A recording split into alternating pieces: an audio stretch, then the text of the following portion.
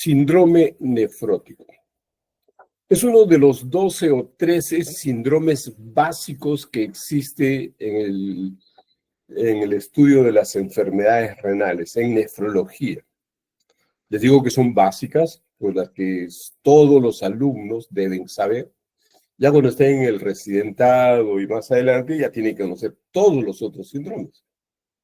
Uno de esos síndromes básicos es el síndrome nefrótico y el otro es el síndrome nefrítico.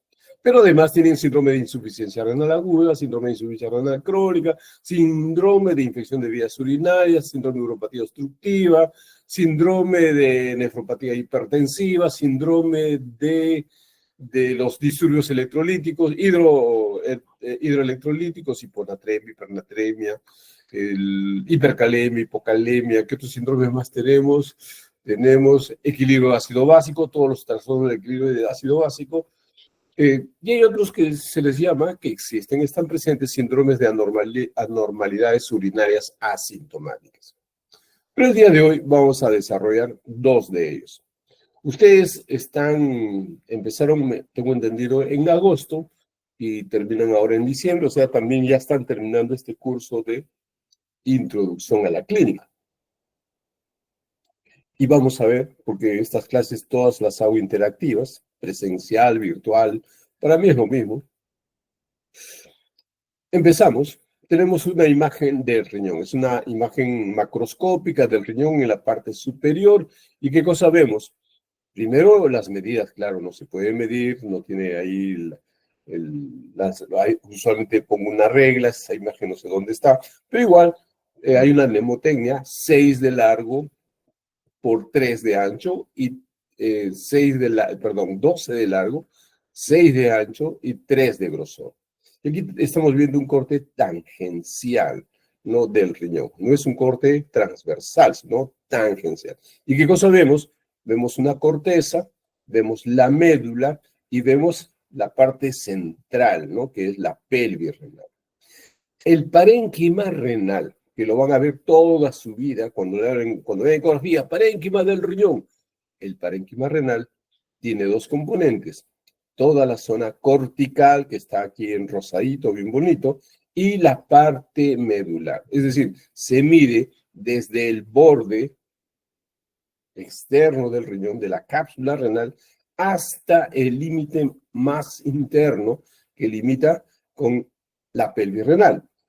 Y ese grosor del parénquima renal es aproximadamente en un adulto joven, en ustedes jóvenes, 2.4 centímetros, 24 milímetros, 22 a 24 milímetros de grosor.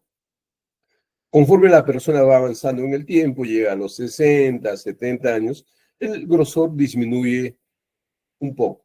Puede llegar hasta 18 y sigue siendo normal.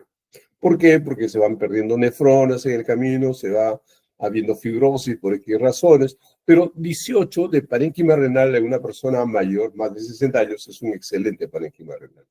Pero ustedes jóvenes que vean, tienen 18, algo está pasando. ¿Por qué tiene 18? Porque no es usual que un adulto joven tenga 18 milímetros de grosor del parénquima renal. Y entonces, como ven, solamente viendo las características morfológicas del riñón, uno puede ir ya viendo la presencia o no de algunos problemas. En la parte inferior tenemos lo mismo, pero es una imagen ecográfica. Miren cómo se dibuja muy bonito, como si fuera una línea blanca, la cápsula renal. Todo el parénquima renal es lo que está sombreado en oscuro, ¿no? Que es la densidad del parénquima renal, y en la parte central, como unos puntitos blancos, es la pelvis renal. Entonces, si mide el ecografista mide el parénquima renal, será desde esa línea blanca que vemos en el polo, en la parte más gruesa del riñón, hacia la parte, digamos, que empieza la otra parte blanca, que es la pelvis renal, y eso determina el parénquima renal. La anatomía de la circulación renal, ya sabemos, el riñón tiene una circulación, digamos, terminal. Si se necrosa una arteria dentro del riñón, pues toda esa zona si se trombosa, toda esa zona que irriga se necrosa, ¿no? Tenemos ahí una serie de arterias, las más importantes, las arcuatas, que están dividiendo entre la corteza renal y la médula, la corteza que está en blanquito, la parte más externa, la médula que está ahí dibujadas como unos lóbulos que son las pirámides renales, ¿no? Y ahí tenemos las arterias terminales y de ahí nacen las arteriolas aferente, eferente, que van a componer, digamos, parte de la nefrona renal. Igual acá tenemos el parénquima renal a la de izquierda, en la zona cortical, ¿no? Que está en rosado oscuro, ¿no? Que está delimitada por las arterias arcuatas, y por encima tenemos una serie de terminaciones que son los pelotones glomerulares.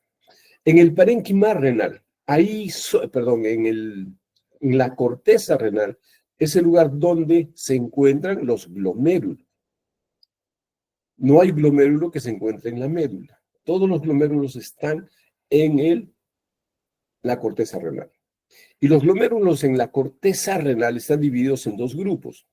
Los glomérulos, el 85-90% de los glomérulos están en la parte, digamos, en las 2/3 partes externas de la corteza renal. Y una tercera parte, un 10-15% de los glomérulos, se encuentran en el tercio más interno de esta cápsula renal, es decir, cerca al borde con la médula renal. Y esas son los dos tipos de glomérulos. Los glomérulos, ¿no? Con asa larga y los glomérulos con asa corta. Los glomérulos con asa larga son los glomérulos yuxtaglomerulares que se van hasta prácticamente hasta la papila renal, que son digamos, las nefronas, ya no hablamos de glomérulos, nefronas, que tienen su gran capacidad de concentración y dilución.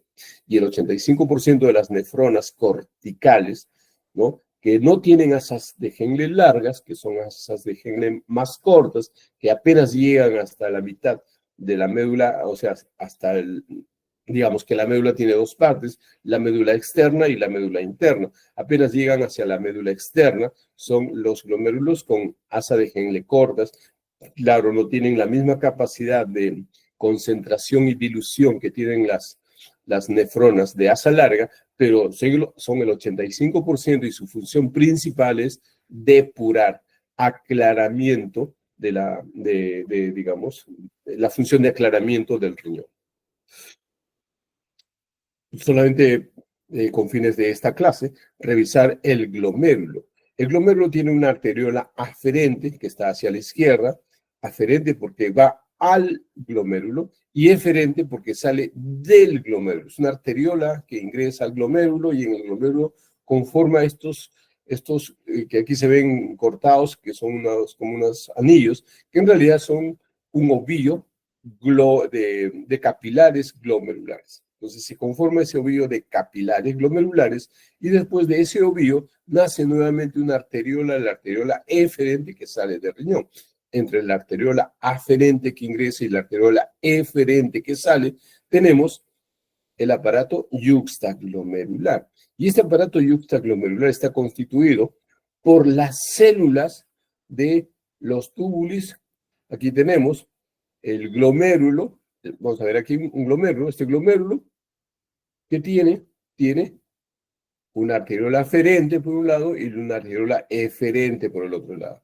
Conforma el ovillo glomerular, ahí se produce la depuración, todas las sustancias que se depuran pasan al espacio de Bowman, que es el espacio urinario del glomérulo, y de ese espacio urinario, la orina recién formada pasa por la porción proximal de la nefrona, que es el túbulo contorneado proximal, que tiene una porción recta al inicio y después es contorneado propiamente dicho, y después ese túbulo contorneado proximal va a conformar la porción descendente del asa de Henle, llega aquí hasta la segunda parte, la parte más interna de la médula, y después esa porción ascendente, el descendente se convierte en la porción ascendente gruesa del asa de Henle, muy importante en fisiología renal, y cuando esta asa ascendente gruesa se pone en contacto entre estas dos arterias, aferente y eferente, aquí donde está el número 7, ahí se pone en contacto, hay un puntito azulito ahí para decir, digamos, a ese nivel se pone en contacto, ¿no?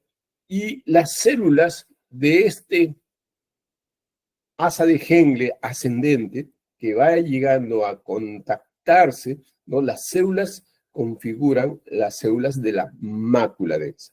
De ahí en adelante, ya no se llama porción gruesa ascendente de las Henle, sino va a conformar el túbulo contorneado distal, y después los túbulos contorneados distal van a conformar ya los tubos colectores y llegan a descender hasta la papila renal y pasa toda la orina a la pelvis renal. Pero lo importante es que esta porción gruesa ascendente de las Henle se pone en contacto entre la arteriola aferente y la arteriola eferente del glomérulo, así como está acá, y estas células del túbulo o de la porción gruesa ascendente de las Henle se convierten en lo que se llaman las células de la mácula densa. Entre las células de la mácula densa, la pared capilar de la arteriola aferente, la pared capilar de la arteriola eferente y las células propias del riñón o del glomérulo, aquí tenemos células mesangiales, va a constituir el aparato glomerular, motor indiscutible de muchas de las funciones que tenemos en el organismo. Es increíble. Digamos, aquí nacen muchos mecanismos de regulación hemodinámica. Es muy importante en el transcurso de estas clases, en el transcurso de medicina interna, y más adelante lo van a tener por todos lados. Pero la otra parte que nos interesa hoy día es que estos capilares glomerulares que van a conformar el ovillo, el pelotón glomerular, ¿no? Tiene unas características muy especiales. Primero ven ustedes unas líneas verdes que las conforman, ¿no? Estos, digamos aquí, ovillos, estos capilares están cortados, digamos, transversalmente. ¿Y qué cosa vemos? Vemos, pues, un borde verde, ¿no? Que es la membrana basal de los capilares glomerulares. Si vemos, en todos tienen membrana basal, y como que se continúa una con otra. Claro, se continúa porque esa membrana basal es parte del mesangio. Entre los capilares glomerulares tenemos una zona central, que es la zona del mesangio, donde encontramos matriz mesangial y además encontramos células mesangiales, también muy importantes en la filtración glomerular. Pero ahora estamos viendo la estructura y vemos que toda la parte verde es la zona de la pared, de la membrana basal del riñón, de los capilares, perdón, ¿no? Todos está dibujándose la membrana basal, ¿no? Que les decía es parte de del mesangio, ¿no? Digamos, de la estructura del propio glomérulo. Por fuera de esa membrana basal glomerular hay unos puntitos, que lo vamos a ver después, unos puntitos, ¿no? Por fuera, todos se ven puntitos, que no son otra cosa que las prolongaciones de los podocitos, ¿no? Y por dentro de esta, digamos, de este capilar, por dentro de la membrana basal en verde, tenemos otras células que sus núcleos están por acá. Acá al centro, por ejemplo, hay un núcleo de esas células y después el citoplasma de estas células tapizan todo el capilar glomerular. Y esas células que tapizan, ¿no? Mejor dicho, el citoplasma que tapizan estos capilares glomerulares son fenestrados, es decir, es una criba prácticamente. Tiene agujeros, ¿no? De unos 60 angstrom de diámetro, ¿no? Por el cual se produce el filtrado glomerular. Y entonces, el conjunto de las prolongaciones podocitarias, la membrana basal propiamente de los capilares y las células endoteliales, ¿no? Con su citoplasma fenestrado, todos estos tres elementos constituyen la pared capilar. Estas prolongaciones citoplasmáticas, estas prolongaciones podocitarias, provienen se llaman podocitarias porque provienen de unas células que se llaman los podocitos. Aquí en la parte superior, como a las 2, tenemos un podocito. Aquí como a las 3, 4 de la tarde tenemos otro podocito. A las 6 tenemos otro podocito así en rosado. A las 8 tenemos otro podocito. A las 9 tenemos otro podocito. Claro, es una forma gráfica de decir que los podocitos están ahí presentes. Y todo esto que, digamos, envuelve a este ovillo de capilares glomerulares, ¿no? Es la cápsula de Bowman. Y esta cápsula de Bowman tiene una estructura. Primero tiene una cápsula fibrosa propiamente dicho, pero por dentro de esa cápsula también es tiene una membrana basal. ¿Por qué? Porque está constituido por células. Las células están tapizando esta membrana basal y son las células epiteliales. Son células epiteliales que tapizan, ¿no?, la cápsula de Bowman. Los podocitos también son células epiteliales. Es decir, en el glomérulo tenemos dos tipos de células epiteliales. Las células epiteliales que tapizan la cápsula de Bowman se les llaman células epiteliales parietales. Y las células epiteliales que, digamos, cubren a los capilares glomerulares con esas prolongaciones podocitarias, a esas células epiteliales se le llama células epiteliales viscerales. Es decir, el espacio de Bowman, que está al centro, este espacio a donde entra, digamos, se filtra la orina, es un espacio que está constituido por una pared de células epiteliales parietales y por otro lado, por la otra pared, que es todo el manto de células de las prolongaciones citoplasmáticas de los podocitos, ¿no?, que cubren a todos los capilares glomerulares, y entre ambos tenemos el espacio de Bowman, a donde ingresa la orina, producto de la filtración glomerular. Y esta orina, claro, no se queda ahí y sale por el lado opuesto al polo vascular, por el polo urinario, conformando iniciándose la parte tubular de la nefrona, que es la porción proximal de la nefrona, que tiene primero una pars recta, una porción recta como está acá, y después el túbulo contorneado proximal propiamente dicho, y después ya viene la estructura de la sagenca. Entonces, todo esto es muy importante en estas dos reuniones, en estas dos clases que vamos a ver hoy día.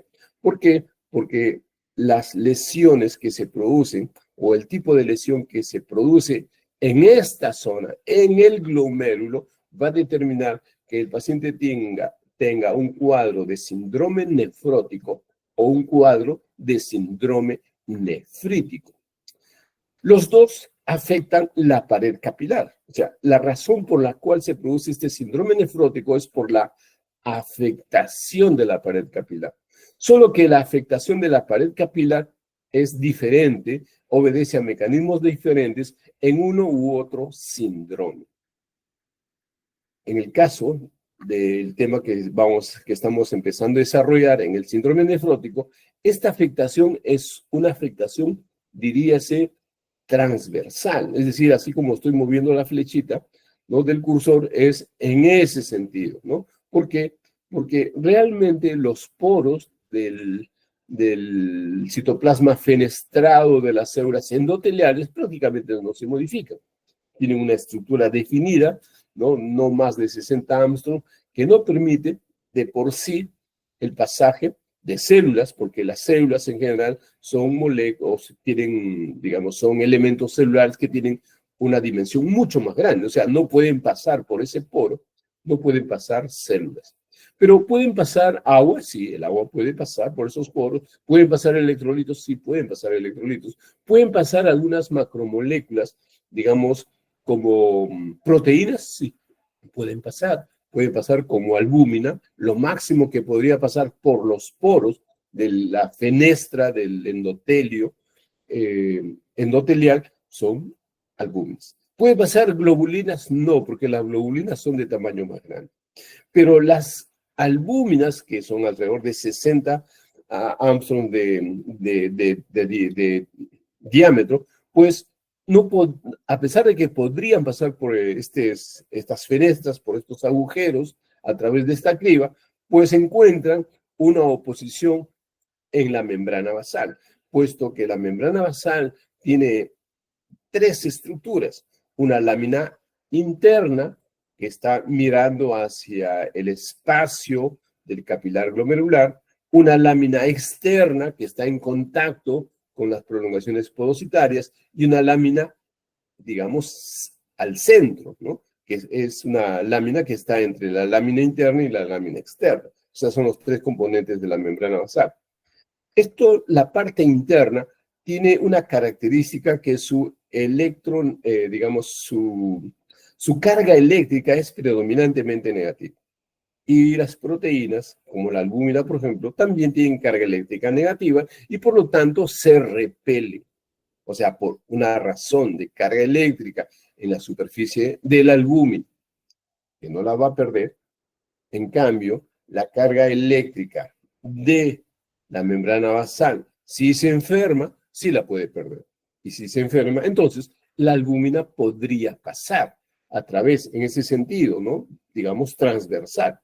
Veamos la siguiente lámina. Aquí tenemos lo mismo, el ovioglomerular, el capilar glomerular, el espacio de Bowman, ¿no? Aquí no se ve el polo urinario, sí se ve el polo vascular hacia arriba, cerca, un poquito más allá de las 12, y digamos algunas características, los vemos los capilares glomerulares, tenemos el mesangio central, y no podríamos decir más cosas, solamente nos dicen, bueno, el endotelio capilar, aquí lo señala con la fecha, pero difícilmente que lo vean. Yo le digo, aquí está el capilar, ¿qué dirán el doctor? Puntito que se ve. Claro, porque es difícil para ustedes que recién están empezando. Si nosotros viéramos, digamos, hace muchos años hubo una película, ahora es un común, pero hubo una película sensacional. Era un submarino microscópico, tripulado por 4 pasajeros, o 3 creo, y que los metieron en la sangre de una persona, ¿no? Y en toda la película es como el viaje de este submarino por todo el cuerpo humano. Ya se imaginan, toda una aventura, ¿no? Es la vuelta al mundo en 80 días. Pero aquí el mundo era toda la parte interna de la persona. Si nosotros viajáramos en ese submarino, ¿qué veríamos? Veríamos en el riñón esto que estamos viendo hacia la izquierda. ¿Qué estamos viendo? ¿No? Los vasos sanguíneos, ¿no? De repente por acá arriba, alrededor de las 1:30, 12, tenemos una arteria arcuata, nace una arteriola, la arteriola sigue avanzando y aquí van conformando las arteriolas aferentes. Aquí tenemos un pelotón glomerular y después del pelotón glomerular sale una arteriola eferente y tenemos esta vista panorámica. Es como si tuviéramos un satélite viendo la Tierra, no los diferentes continentes, igualito estaríamos viendo en microscopio cómo es toda la vasculatura del riñón. Ya si nos acercamos más, ¿qué veríamos aquí en la imagen del centro? Veríamos un capilar glomerular. Un capilar, pero por fuera. ¿Y qué cosa vemos por fuera? Miren, las prolongaciones de los podocitos, los que son células, que son citoplasmas de las células podocitarias, pero estas prolongaciones están cubriendo el capilar glomerular. Están cubriendo, o sea, se entiende que cuando digo cubriendo es por afuera, ¿no es cierto? Y entonces, las prolongaciones de una célula podocitaria se entremezclan con las prolongaciones podocitarias de otro podocito. Y ahí entre los dos forman una lámina central que se ve acá, que esta lámina central de la prolongación podocitaria de una célula y el otro, al costado, la prolongación podocitaria de otra célula, entre los dos van a conformar lo que se llama la membrana o el diafragma de filtración glomerular. Ese es el verdadero filtro del glomérulo. Y por dentro de este enredado de prolongaciones podocitarias, ¿qué cosa tenemos? La membrana basal, ¿no es cierto? Y después de la membrana basal, ¿qué vemos? Lo que está aquí a la derecha. Si el submarino se fuera por dentro de este capilar, ¿qué cosa veríamos? Estas cosas que estamos viendo, ¿no? Es las células citoplasmáticas de las células endoteliales que tienen un montón, ¿no?, de huequitos, de criba, que son agujeros reales, ¿no es cierto? Entonces, el submarino va avanzando y vemos de la sangre, vemos cómo el citoplasma de estas células endoteliales tapizan el endotelio, el capilar glomerular. ¿Y sobre quién está asentado estas prolongaciones podocitarias? Sobre la membrana basal. Es decir, la membrana basal está por dentro, las prolongaciones del citoplasma fenestrado de las células endoteliales, y por fuera tenemos las prolongaciones podocitarias de los podocitos. Los tres constituyen la membrana basal.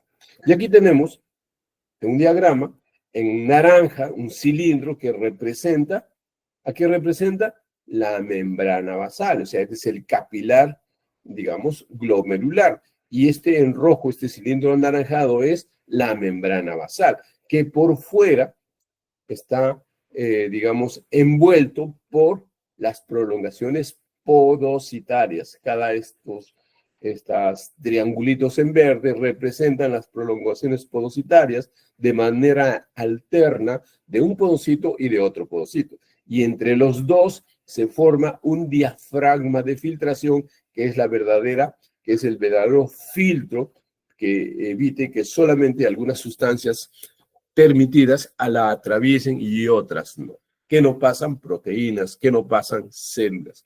Pasan agua, pasan electrolitos, micromoléculas o moléculas de tamaño pequeño, como se les llama, pero no más.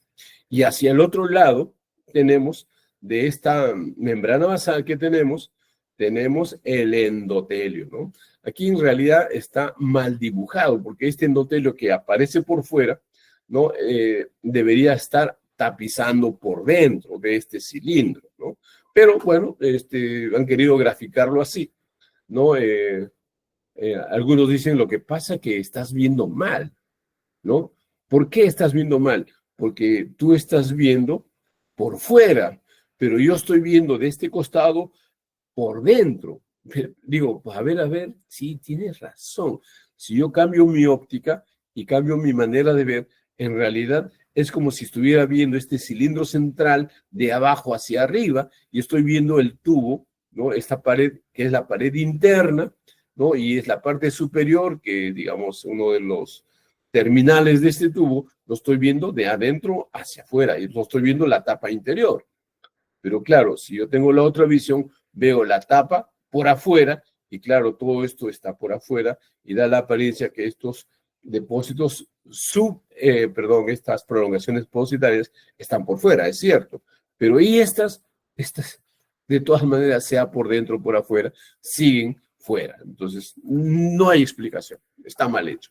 Pero aquí tenemos la membrana basal glomerular al centro, su lámina externa, su lámina interna, su lámina media, y tenemos en la parte inferior donde dice F, tenemos las prolongaciones el citoplasma fenestrado de las células endoteliales. Aquí tenemos unos huequitos que están cortados, obviamente, que son las fenestras, los agujeros, ¿no?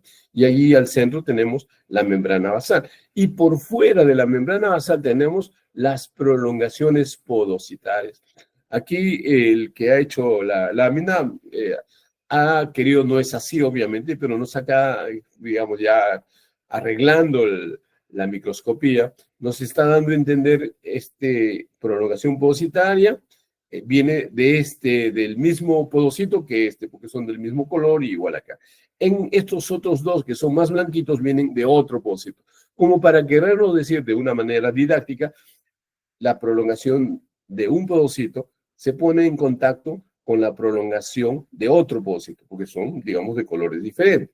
Y entre este podocito se pone en contacto con el podocito de otra célula, de otro podocito, ¿no? Pero lo importante es que entre ambos prolongaciones podocitarias hay como una línea acá al centro que las une, aquí una luna, que es la membrana de filtración glomerular.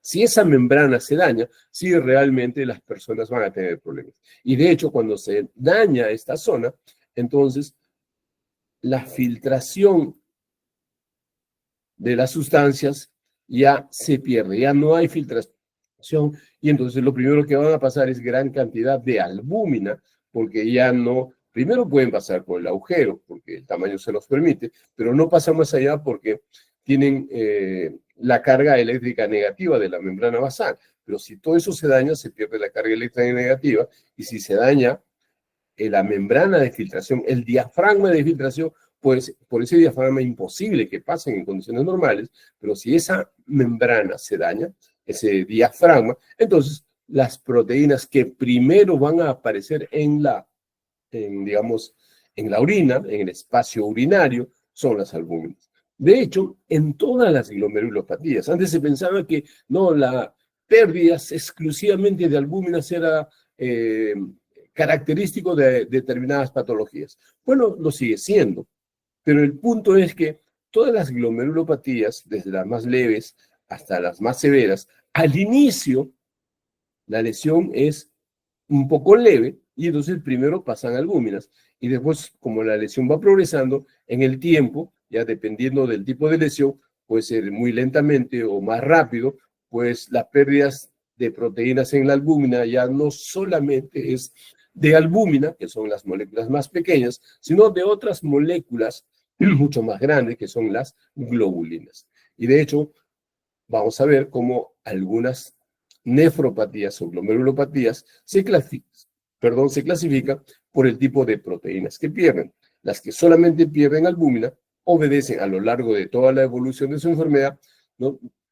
Obedece a una característica de una determinada glomerulopatía. Las glomerulopatías que no solamente pierden albúmina, sino que pierden además globulinas de mayor peso molecular, entonces a lo largo de toda la enfermedad, entonces obedecen a otro tipo de glomerulopatía. Solamente determinando el tipo de proteínas que pierde el riñón, uno puede orientar nuestro diagnóstico diferencial a una u otra patología.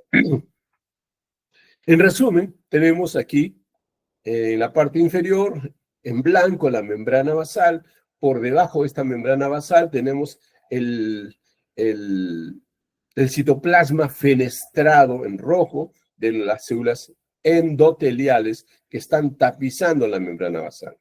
Y por fuera de la membrana basal tenemos un podocito cuyas prolongaciones podocitarias con las de otros podocitos van a constituir el diafragma de filtración. Todo este conjunto, prolongaciones podocitarias, que está dibujada correctamente porque ese es lo que se ve en la microscopía electrónica. Miren, esta es microscopía electrónica, lo único que han cambiado un poquito el color, nada más. Por lo demás, todo es exacto, ¿no? Entonces, esta es una microscopía electrónica y en la gráfica se ve muy parecido, ¿no es cierto? Entonces, es la forma normal de cómo aparecen las prolongaciones podocitarias. Entonces, prolongaciones podocitarias, membrana basal y el epitelio o el citoplasma fenestrado de las células endoteliales, entre los tres constituyen la pared capilar. Cuando se daña la pared capilar en este sentido así transversal, es decir, se pierde la negatividad de la membrana basal, se daña el diafragma de filtración y entonces lo que aparece en la orina gran cantidad de proteínas. Primero, o dependiendo de la enfermedad, albúmina. Y si la enfermedad es mucho más severa, una enfermedad mucho más grave, entonces no solamente se va a perder albúmina, sino otras proteínas de mayor peso molecular. Y eso es lo que define, desde el punto de vista de correlación de fisiopatología y anatomía patológica, el síndrome nefrótico, ¿no? Aquí tenemos una lámina de digamos, una microscopía electrónica de una pared capilar normal. Miren, en la parte inferior, el citoplasma fenestrado de las células endoteliales, en la parte blanquita se ven los poros, la membrana basal, que sí tiene su lámina externa, su lámina interna y su lámina media, ¿no? Los tres componentes, exactamente así se ve. Si lo ven de una manera diferente, ya hay alteración. Y las prolongaciones podocitarias, la flechita va señalando estas rayitas que están acá, que son los diafragmas de filtración. Entonces, desde el punto de vista clínico, uno de los síndromes que tenemos es el síndrome nefrótico. Los síndromes clínicos renales podríamos clasificarlos como tal. Los síndromes hematúricos, aquellos síndromes que se caracterizan fundamentalmente por la pérdida de sangre en la orina. Aquellos trastornos clínicos que se presentan por compromiso de la función renal. Aquellos trastornos clínicos que se presentan por la proteinuria. Se evidencian fundamentalmente por proteinuria. Y entonces, entre estos tres grandes componentes, que no son los únicos, pero son de los más importantes, ¿no? Es lo que aparece, lo que llamamos los síndromes nefrológicos proteinúricos. El más importante, el síndrome nefrótico. Porque el síndrome nefrótico involucra toda esta zona celeste, pero cuando se compromete con la hematuria, cuando se asocian, ahí tenemos una zona que es hematúrica y proteinúrica, ¿no? Entonces ya tenemos un síndrome mixto, porque la zona hematúrica, digamos, da lugar, define los síndromes nefríticos. Los síndromes nefríticos son por naturaleza hematúricos. Los síndromes nefróticos son por naturaleza proteinúricos. Pero cuando tenemos esta presentación clínica en las cuales los dos se involucran, tenemos un síndrome nefrótico-nefrítico. Parte es nefrótico y parte es nefrítico. Y si además de ello nosotros tenemos compromiso de la función renal, entonces se va haciendo más complejo el problema, ¿no? Entonces tenemos un síndrome nefrótico con compromiso de la función renal, o tendremos un síndrome nefrítico, digamos, sin compromiso de la función renal y con compromiso de la función, o sea, con insuficiencia renal, ¿no? O tendremos un síndrome nefrótico-nefrítico con compromiso de la función renal, ¿no? Entonces ya tenemos varias formas de presentación. Pero primero tenemos que definir cuáles son los síndromes nefróticos puros, digamos, tal como se definen, los síndromes nefríticos igual, y después los síndromes de insuficiencia renal, que será motivo de otra clase. El síndrome nefrótico, desde el punto de vista clínico, clásicamente se ha definido como edema generalizado, proteinuria masiva, hipoalbuminemia, hipercolesterolemia, y ahí incluye hipertrigliceridemia, y cuerpos ovales en la orina. Pero estas son las, como dice su nombre, son las, digamos, edema, ¿qué es? ¿Es un síntoma o es un signo? Es un síntoma y es un signo. Dice el doctor, me hincho. Es un síntoma. Lo examinas, está hinchado, sí. Pero es, digamos, es un dato que nos da el paciente. La proteinuria masiva es un recuento de proteínas en la orina, ¿no es cierto? También es otro dato. La hipoalbuminemia es la concentración de albúmina en la sangre. Si ese está por debajo del rango normal, entonces, digamos, es un cuadro o es una característica de la hipoalbuminemia. Igual podemos decir la hipercolesterolemia, los niveles de colesterol en la sangre tienen un rango de normalidad. Si están por encima, estamos en un rango de hipercolesterolemia, y si examinamos la orina, el sedimento urinario, encontramos cuerpos ovales, que son cuerpos grasos, células llenas de grasa, entonces estamos definiendo datos. Tenemos datos, son solamente datos. Pero para que se constituya como síndrome, estos datos tienen que tener, digamos, algunas características que definan el síndrome nefrótico. Y la característica más importante que define el síndrome nefrótico es lo que se llama la proteinuria masiva. ¿Qué es proteinuria masiva?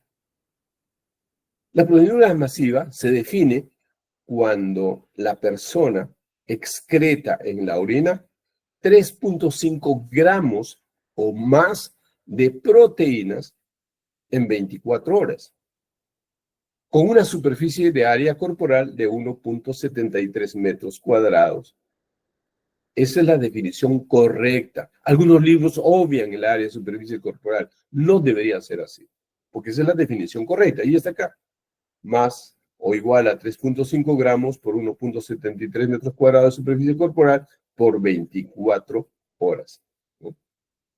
Esa es la definición estándar de lo que es proteinuria masiva. Pero, ¿por qué tenemos que definir así la proteinuria masiva? ¿Por qué decimos proteinuria masiva? Llamamos cuando tiene estas características de medición. Porque cuando encontramos proteinuria masiva, por estadística, podemos decir que esa proteinuria procede por daño glomerular. Se ha producido un daño glomerular que está produciendo tal cantidad de proteinuria masiva.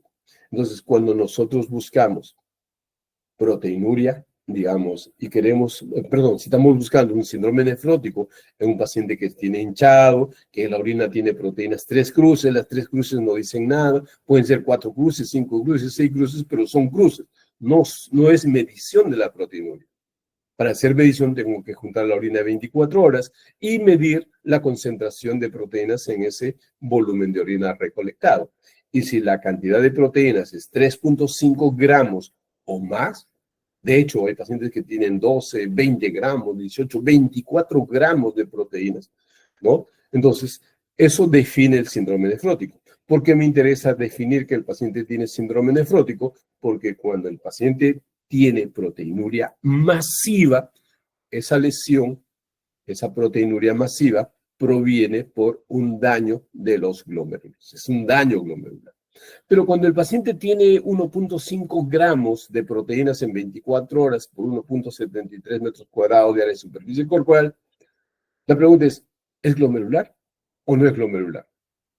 Y la respuesta es, bueno, pueda que sí, pueda que no.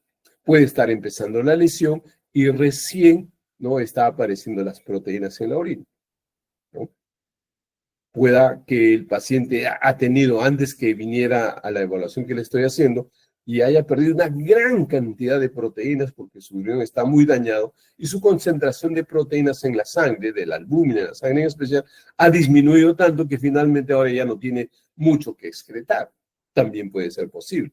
Entonces, la medición de la proteinuria masiva no se hace en un solo momento, se hace en la evolución, en el tiempo. Puede ser que ahora tengo 1.8 gramos de proteína, pero tengo la historia de que el paciente hace 3 semanas lo evaluaron en otro hospital y le encontraron que tenía 12 gramos de proteína. Porque ahora ya no tiene 12 gramos, ahora tiene 1.8 gramos, ya no es síndrome nefrótico. Sí es síndrome nefrótico, en evolución. La evolución puede ser a su resolución o para su empeoramiento. Basta con tener ese dato objetivo, obviamente, de que su pérdida hace 3 semanas era 12 gramos o 5 gramos para decir sí, el paciente ha tenido proteinuria masiva y eso significa que esa proteinuria que ahora aparece como 1.6, 1.8, es una proteinuria de origen renal, de origen glomerular. Está clarísimo. Porque las pérdidas de proteínas en la orina de esa manera, en esa magnitud, condiciona los siguientes: hipoalbuminemia. Y vamos a encontrar que los pacientes que tienen proteinuria masiva por daño glomerular tienen además hipoalbuminemia, por esa razón. Y los pacientes que tienen hipoalbuminemia pierden su capacidad oncótica. Y si eso ocurre en la sangre circulante dentro del espacio vascular, quiere decir, al perder la capacidad oncótica, ¿no?, que va a aumentar, digamos, por presión hidrostática, la desviación del agua del espacio intravascular hacia el espacio intersticial. Y por lo tanto, vamos a tener un espacio intersticial mucho más amplio porque se va llenando de agua y un espacio intravascular mucho más disminuido porque va perdiendo volumen debido a que está perdiendo agua, que se está yendo hacia el espacio intersticial.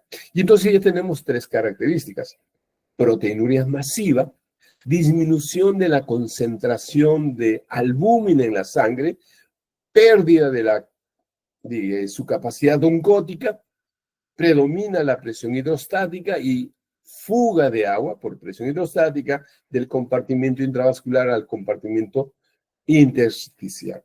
Cuando una persona acumula más de 3 litros de agua, entonces aparece clínicamente el edema. Antes de los 3, es probable que todavía no aparezca. Con 3 en una persona adulta, ya uno puede encontrar edema. Dicho de otra manera, si yo examino a un paciente y le encuentro edema, un edema frío, que es una característica que deja fácilmente fovea, entonces yo puedo decir, esa persona tiene por lo menos 3 litros de exceso de agua retenido en su espacio intersticial. ¿Y qué espero encontrar en ese paciente? Que su volumen intravascular está disminuido. Mido, como ustedes ya deben saber, cómo mido si el paciente tiene su volumen intravascular disminuido. Si le hago al examen físico, ¿qué debo encontrar? En la frecuencia cardíaca, ¿qué debo encontrar? ¿Quién dice la respuesta rápido? ¿Quién dice la respuesta? ¿No? A ver.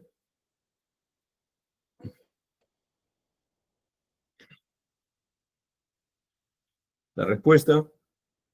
Aumentada, doctor. ¿Quién habló? Bazán. Bazán, Tommy. ¿Aumentado qué? ¿El volumen intravascular? No, la frecuencia cardíaca. No. Bueno, la frecuencia cardíaca está aumentada. ¿Y por qué está aumentada la frecuencia cardíaca? Como método de compensación ¿A qué? a la hipovolemia. A la hipovolemia. ¿Te has ido de la descripción de las ramas, las florcitas, al tronco? No es buena técnica. La mejor técnica es del tronco hacia las ramas.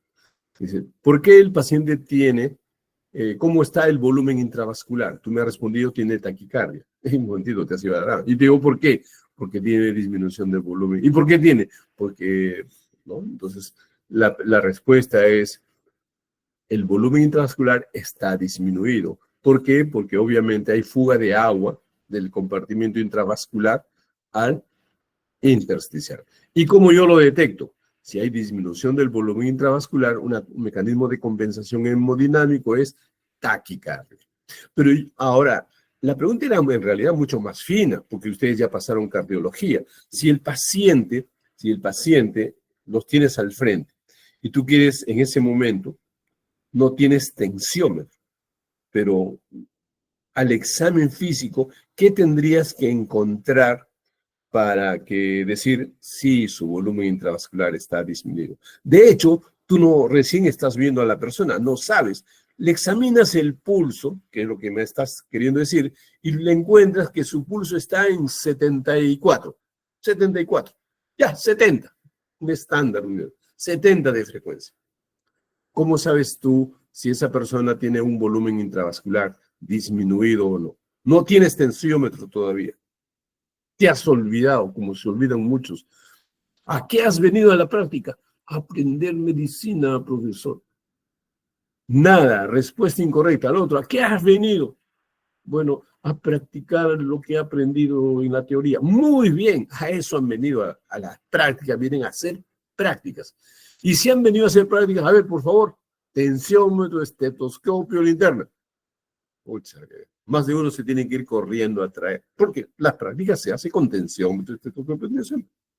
Si no, no se hace práctica. Esa es la del médico, ¿no? Vienen a la práctica sin nada, sin tensiómetro, sin estetoscopio, ni linterna, nada. ¿A quién han venido a la práctica? ¿No? Muy bien, entonces, le encuentras que tiene 70 de frecuencia cardíaca. ¿Cómo sabes si el paciente tiene volumen intravascular disminuido? La amplitud del pulso está disminuido también. Muy subjetivo. No te voy a creer. Sí, sí, pues, es una evaluación demasiado subjetiva. Tiene que ser subjetivo. Tienes que mostrar credibilidad en tu respuesta. Tiene que O ser un llenado llenado, capilar mayor de 2 segundos. llenado capilar. Eso que se llena en 3 segundos, tampoco les creo, menos. Otra, piensa, tú tienes la respuesta. Yo sé que lo sabes, porque por lo menos tienes ¿cómo se podría decir? Tus conceptos en el cerebro están más o menos bien organizados, hay que darle forma nada más. Tienes que sistematizarlo, pero está bien. tienes criterio y eso es lo bueno. ¿Cómo harías? Van pensando porque los siguientes que voy a preguntar es a Diana Ramírez y a Merly Díaz.